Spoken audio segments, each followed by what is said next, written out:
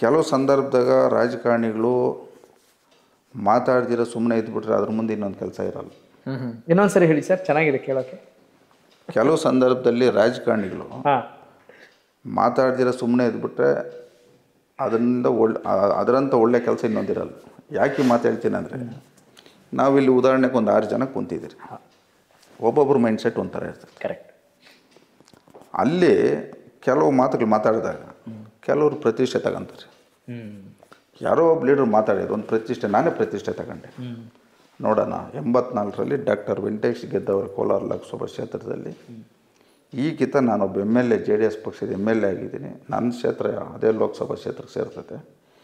ಏನೇ ಮಾಡಿ ಎಲ್ಲರನ್ನೂ ಒಗ್ಗೂಡಿಸಿ ಎಲ್ಲ ನಾವು ವ್ಯವಸ್ಥಿತವಾಗಿ ಚುನಾವಣೆ ಮಾಡಬೇಕು, JDS ಬಾಟಕ್ಕೆ ಎತ್ತಬೇಕಂತ ತೀರ್ಮಾನ ತಗೊಂಡು ದೇವೇಗೌಡರನ್ನ ಮನವೊಲಿಸಿ, ಕುಮಾರಣ್ಣವ್ರನ್ನ ಮನವೊಲಿಸಿ, ಮಲ್ಲೇಶ್ ಬಾಬು ಪಕ್ಷದ ಒಬ್ಬ ನಿಷ್ಠಾವಂತ ಕಾರ್ಯಕರ್ತರವರು. ಅವರು ಕುಟುಂಬದ ಒಳ್ಳೆಯ ಹಿನ್ನೆಲೆ ಇದೆ.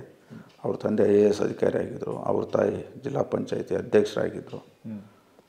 ನಾವು ಪಕ್ಷದ ನಿಷ್ಠಾವಂತನ ಕಾರ್ಯಕರ್ತರಿಗೆ ನಾವು ಬಿಫಾರಮ್ ಕೊಟ್ಟು ಇವತ್ತು ಸುಮಾರು 70,000 ಮತಗಳ ಅಂತರದಲ್ಲಿ ನಾವು ಗೆಲ್ಸ್ಕೊಂಬಂದ್ರಿ. ಇವೆಲ್ಲಕ್ಕಿಂತ ಮುಖ್ಯವಾಗಿ ಈಗ ಅವರು ಗೆದ್ದ ಮೇಲೆ ಏನು ಇವತ್ತು ನಮಗೆ ಕರ್ನಾಟಕ ರಾಜ್ಯದಲ್ಲಿ JDS ಪಕ್ಷಕ್ಕೆ 3 ಸೀಟ್ ಕೊಟ್ಟಿದ್ದರು. ಕೆಲವು ಕಾರಣಾಂತರಗಳಿಂದ 1 ಸೀಟ್ಸ್ ಹೋಯ್ತು.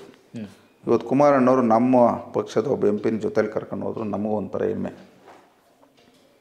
ಈ ಕೋಲಾರ ಲೋಕಸಭಾ ಕ್ಷೇತ್ರದ ಒಬ್ಬ MP ಈ ಒಂದು ಭಾಗಕ್ಕೆ ಏನು ಇವತ್ತು ಕೋಲಾರ, ಚಿಕ್ಕಬಳ್ಳಾಪುರ, ಚಿತ್ರದುರ್ಗ, ತುಮಕೂರು, ಬೆಂಗಳೂರು ಗ್ರಾಮಾಂತರ ಈ ನೀರಾವರಿಗಳದ್ದು ಈ ಬಗ್ಗೆ ನಾವು ಮುಂದಿನ ದಿನಗಳಲ್ಲಿ ಈ ಒಂದು ಬಯಲುಸೀಮೆಗೆ ಒಳ್ಳೆಯದಾಗಬೇಕನ್ನೋದು ನಮ್ಮ ಒಂದು ಸಂಕಲ್ಪ ಐತೆ.